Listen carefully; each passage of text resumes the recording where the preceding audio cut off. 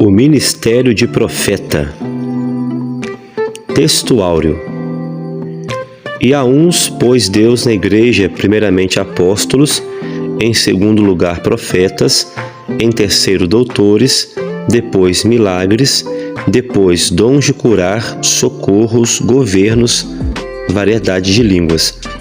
1 Coríntios 12, versículo 28. Verdade prática. O ministério de profeta é fundamental para a Igreja de Cristo nos dias atuais. Leitura diária. Atos 3, 22. Jesus, o profeta prometido. Atos 11, 27. Profetas na Igreja primitiva. Lucas 11, 49. Profetas enviados por Deus. 1 Coríntios 14, 3. O ministério do profeta. 1 Tessalonicenses 5:20. Não desprezar as profecias. Apocalipse 3:22. O Espírito fala às igrejas. Leitura bíblica. 1 Coríntios capítulo 12, versículo 27 ao 29 e Efésios 4, versículo 11 ao 13. Ora, vós sois o corpo de Cristo e seus membros em particular.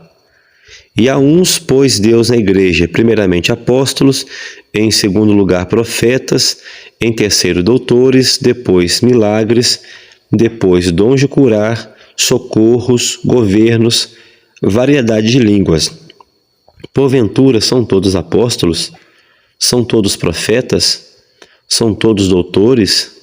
São todos operadores de milagres?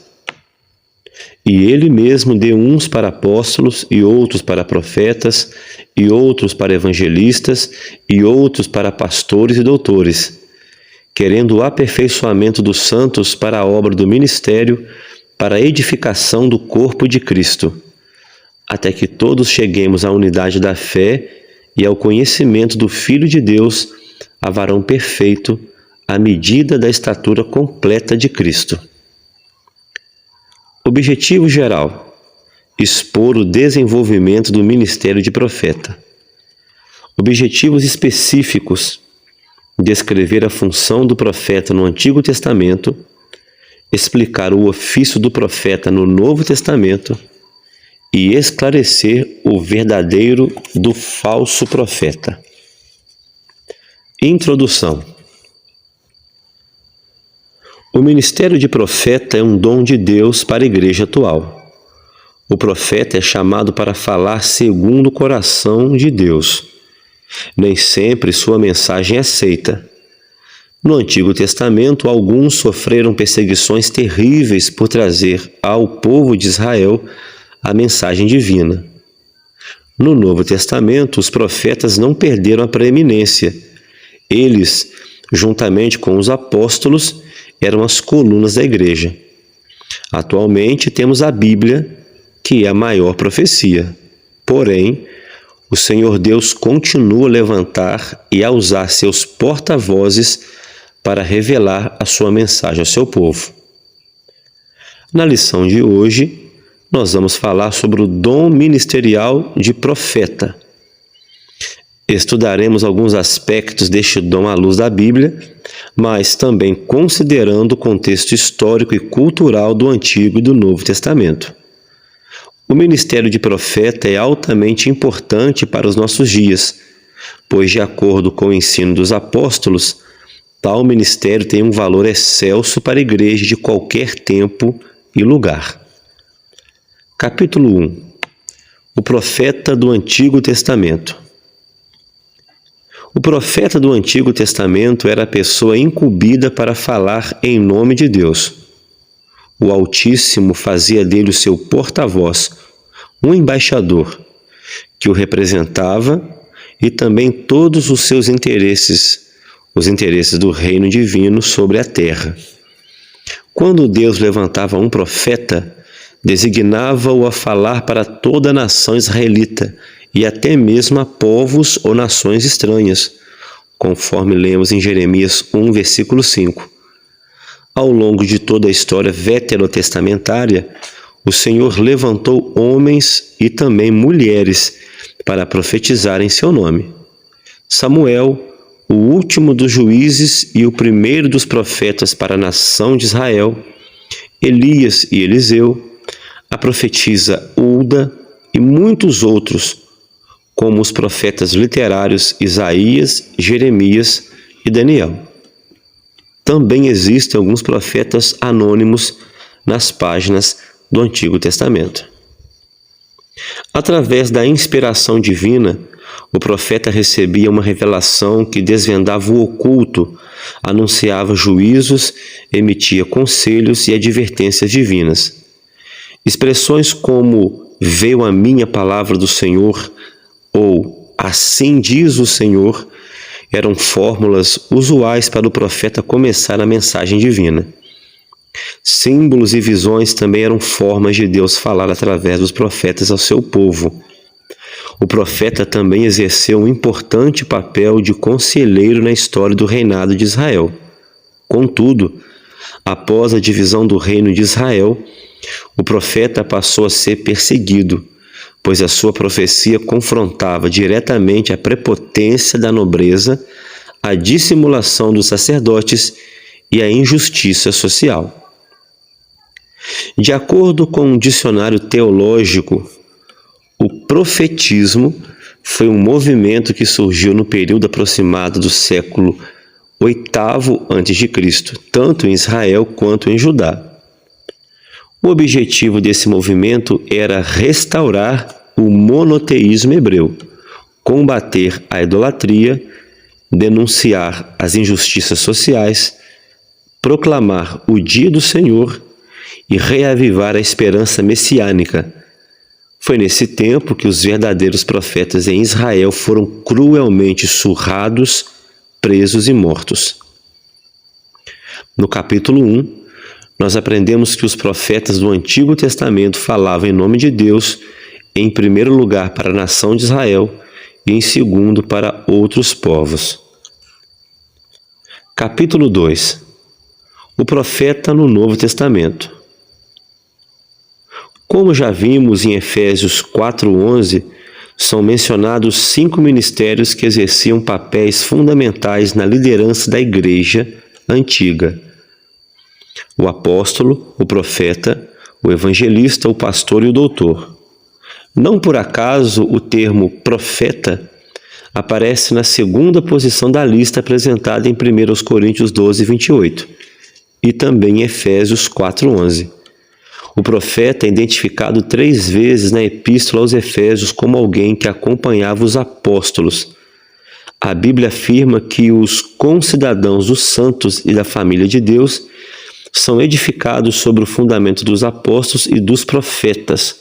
Efésios 2, 19 e 20. Aqui, a Bíblia denota a importância do ministério de profeta na liderança da igreja do primeiro século. Seu ministério no Novo Testamento não consistia em predizer o futuro, adivinhar o presente ou ficar fora de si. Não. De acordo com o comentário bíblico pentecostal do Novo Testamento, o profeta neotestamentário do Novo Testamento era dotado por Deus para receber e mediar diretamente a palavra do Altíssimo. Apesar dele algumas vezes predizer o futuro, conforme instrui-nos a Bíblia de Estudo Pentecostal, seu ofício consiste primeiramente em proclamar e interpretar a palavra de Deus por vocação divina, com vistas à admoestação, exortação, ânimo, consolação e edificação da igreja, conforme lemos em Atos 3, versículo 12 a 26 e 1 Coríntios 14, versículo 3. Era dever do profeta do Novo Testamento, assim como no Antigo, desmascarar o pecado, proclamar a justiça, advertir do juízo vindouro e combater o mundanismo e a frieza espiritual entre o povo de Deus. Por causa da mensagem de justiça que o profeta apresenta em tempos de apostasia e confusão espiritual, e inclusive na igreja, não há outro jeito. Ele era fatalmente rejeitado e perseguido por muitos. A função do profeta do Novo Testamento é apresentada por Paulo no mesmo bloco de versículos em que ele menciona os 5 ministérios em Efésios. Ou seja, o profeta é chamado por Deus a levar a Igreja de Cristo a uma plena maturidade cristã, pois como um organismo vivo, a Igreja, o corpo de Cristo, deve desenvolver-se para a edificação e amor. Para que tal seja uma realidade, os profetas do Senhor devem desempenhar suas funções, capacitados e dirigidos pelo Espírito Santo. No capítulo 2, nós aprendemos que os profetas do Novo Testamento desempenhavam um importante papel de liderança nas igrejas locais. Subsídio teológico. Os profetas pertenciam à Igreja Apostólica e tinham um ministério específico de declarações inspiradas. Enquanto os apóstolos e evangelistas levavam o evangelho ao mundo não regenerado, os profetas tinham como missão consolar, edificar e exortar as várias igrejas. Judas e Silas, que também eram profetas, exortaram e confirmaram os irmãos com muitas palavras. Atos 15:32. Sua mensagem, porém, não deveria ser tomada como infalível, mas julgada e avaliada por outros profetas da igreja local. Stanley Orton, na sua obra Doutrinas Bíblicas, Os Fundamentos de Nossa Fé, página 149. Capítulo 3. Discernindo o verdadeiro profeta do falso. Duas características do verdadeiro profeta são a simplicidade e o amor. Ainda que a palavra seja de juízo, o coração do profeta transborda de amor e a sua conduta simples demonstra a quem ele está servindo, ao Deus de amor. Lembremo-nos de Jeremias, Oséias e do próprio Senhor. Já o falso profeta só pensa em si, em seu status e benefícios. Profetiza objetivando a autopromoção. Ele mente, ilude e engana. Lembremos-nos de Ananias, o profeta mentiroso que enfrentou Jeremias. Nós encontramos essa passagem no livro do profeta Jeremias, capítulo 28, versículo 10 ao 12. Uma advertência séria de Jesus para os seus discípulos foi acerca da precaução com os falsos profetas. Como reconhecê-los? Jesus disse que nós os reconheceríamos pelos seus frutos. Mateus 7, versículo 15 e 20. Pois o resultado ou o fruto do que o profeta diz e faz revela o seu caráter. Logo você conhecerá de onde procede a árvore. Lembre-se de que não devemos diferenciar o verdadeiro profeta do falso pela performance ou pelo espetáculo, mas pelos frutos que eles produzem. Apesar de o falso profeta ser arrogante e iníquo, ele fala com grande eloquência, e isso basta para que ele seja tido como verdadeiro. Será? Na obra Assim Diz o Senhor, da editora CPAD, John Bevere diz que falsos profetas, abre aspas, são aqueles que ministram em nome de Jesus nas nossas igrejas e conferências, os que partem o coração dos justos e que, embora o ministério seja apresentado em nome de Jesus, não é desempenhado pelo seu espírito. Fecha aspas. Não tenha medo. Na autoridade do Espírito de Deus, acautele-se dos falsos profetas. Seja prudente. O Espírito Santo, mediante o Evangelho, te fará discernir a procedência destes enganadores. Não se deixe conduzir por eles. No capítulo 3, nós aprendemos que uma das formas de reconhecer o falso profeta é identificar a sua arrogância e a podridão dos seus frutos. Subsídio teológico.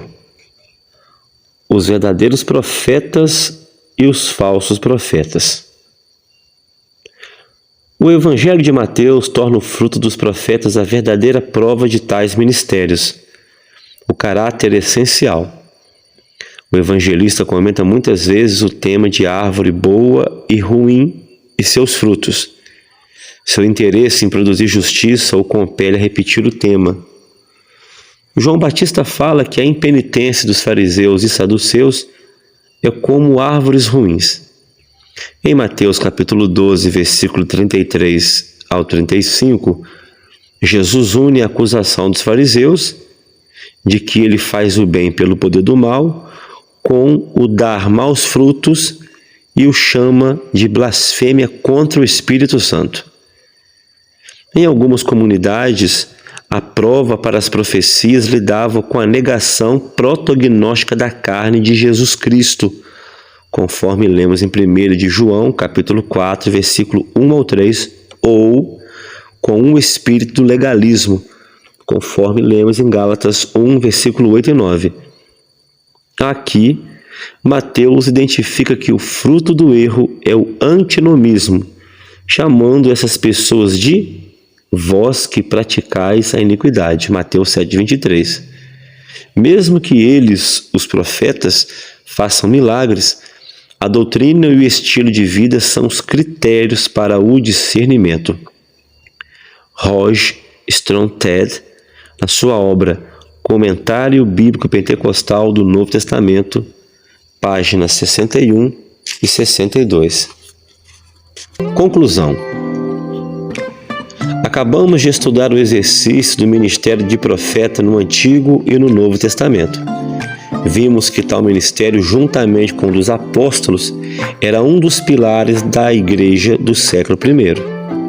Apesar de, ao longo da história da Igreja, o ministério de profeta ter perdido preeminência, sabemos o quanto ele é importante para a vida espiritual da Igreja de Cristo nos dias de hoje.